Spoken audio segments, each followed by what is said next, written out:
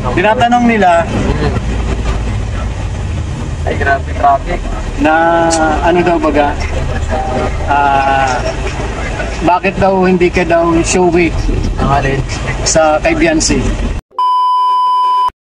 And hello guys, welcome back sa ating channel. Panibagong araw at panibagong reaction video na naman tayong mga kapatid, kaibigan. Ayan, isang magandang araw po sa inyong lahat. Sa sulok man kayo ng mundo ngayon, isang magandang araw. And of course guys, bago natin simulan ang video na to, is gusto ko lang magpasalamat unang-una sa ating mga viewers, sa ating mga subscribers. Maraming salamat sa mga nag-subscribe dito sa ating channel.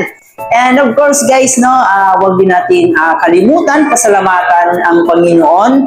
Siyempre guys, wag din natin kalimutan suportaan ang pinakaama ng Kalingap, si Kuya Bal Santos Matubang, si Ate Edna Vlogs, si Kalingap Prab at si Jack Matubang. So isupport po natin sila.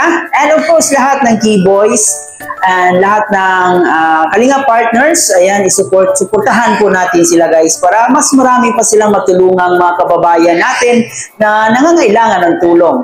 So ito yung mga content creator guys na dapat nating suportahan para mas marami pa silang matulungan. So kaya naman guys, alam kong excited kayo sa ating gagawa ng reaction video na.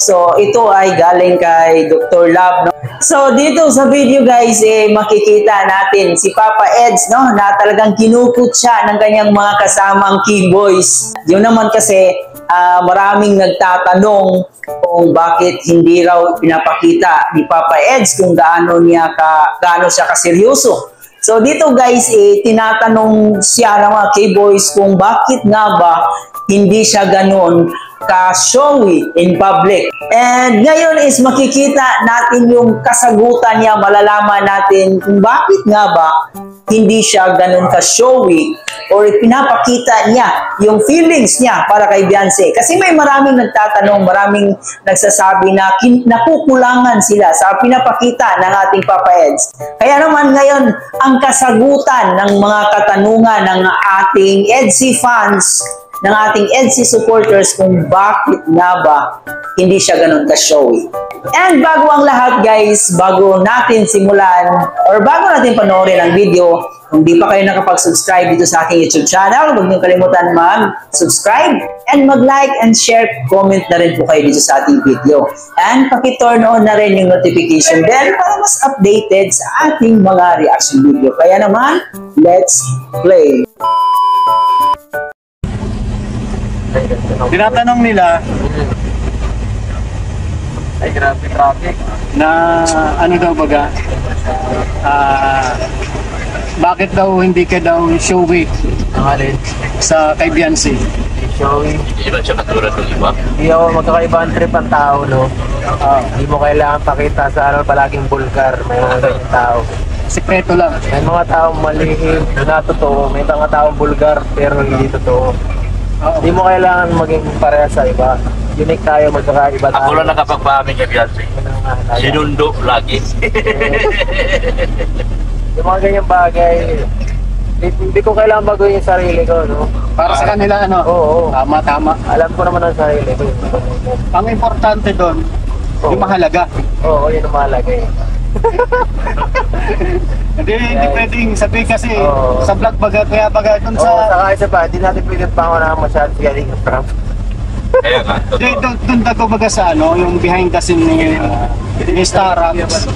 Ano baga doon, nabas ka doon. Na, Kasi hindi mo daw binigyan ng juice or pagkain si Beyonce. dahil mga ganung bagay, parang ang liit na bagay naman nun. Na parang maano ko lang bahay sa Diyos. Oo. Parang Kasi ang gusto kasi ng mga viewers. gusto nila pagsilbihan ko ng todo. Oo. Alam mo, pag sobrang sweet mo, mauumay ang tao Ay, sa'yo. tama yun, tama. Dok, ano yung sabi mo sa sobrang sweet? maumay. Oo. Magsasawa ang tao. Wala nang manonood, puro na lang viewers. Wala nang nanonood sa Kaya, upload. parang walang ibang walang konting Walang thrill. Walang thrill. Kailangan natin ng konting conflict. Ng konting Kailangan bigyan ng konting, konting. Yan na yung kasagutan sa mga katanungan nila. Kaya mo, bakit yung mga ibang tao, kahit mahal nila yung isa't isa kahit ganyan na hindi masyado isa sweet, isa hindi. Oo. Pero gusto nila yung isa't isa. Yung mga ganun Ganon talaga. din kayo, di ba? Yung mga ganun talaga. May bulong na naman. Nakapagpulong na naman. Oo. Di ba? Basta, alam mo yun, hindi pwede palagi sobrang sweet. Umay Kaya yan nga, eh. nakakaumay ano? Umay yan. O pag ako palagi nagbabanat ng sobrang sunod-sunod na anong isa, doon gusto nila maging sweet ako. O bakit si Robin Padilla? Bakit yung mga maangas na ano, na titikman, di ba? Kahit para silang supply yung ano nila, ugaling nila, pero bakit gustong-gusto sila ng kanilang Follower. ng kanilang babaeng nililigawan? Ay, parang ginagaya mo sila, no? Siyempre, kailangan astig tayo eh. Walang ano. Oo. Hindi tayo masyadong magpagbibigay ng lahat. Padilla type. Oo, dapat may sarili ka rin ano. Ano yung tawag dyan? Padilla type of courting a little girl. Oo. Beautiful girl. Kailangan may ano tayo, konting hangas, di ba? Ayun pala. Kaya sa mga nagtatanong bakit kasi ang sinasabi nila for Gusto content nila, ka na lang daw kasi hindi ka daw set kay Beyonce, pambihira, ano? Then, Grabe. ang mga yan, hindi naman totoong viewers yan. Yan.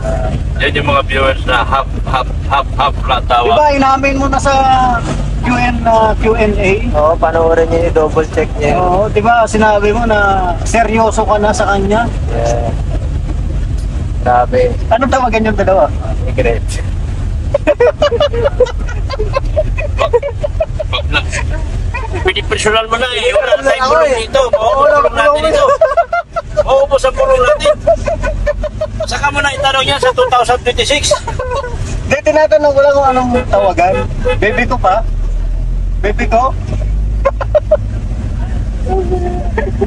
Next vlog. Next vlog. Mag-hit ka na.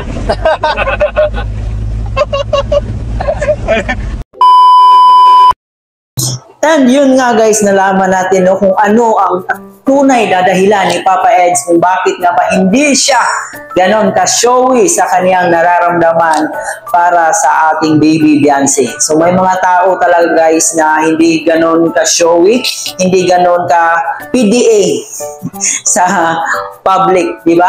So may mga taong ganon, then irespeto natin kung ano ba yung gusto nila. So sana yung mga palaging nagsasabi na nakukulangan sila sa ipinapakita anong tawag dito, ipinapakita ni Edu para kay Beyonce. So ito na po yung kasagutan guys, na sana'y yung matagal ng katanungan dyan sa inyong isipan na palagi niyong sinasabi na nakukulangan kayo sa performance ni Papa Ed sa kanyang panliligaw para sa ating baby Beyonce, sana'y nasagot na po yan. Kasi mismo sa bibig na ni Papa Eds na hindi siya ganun ka-showy na pagkatao. Ayun lang guys, no?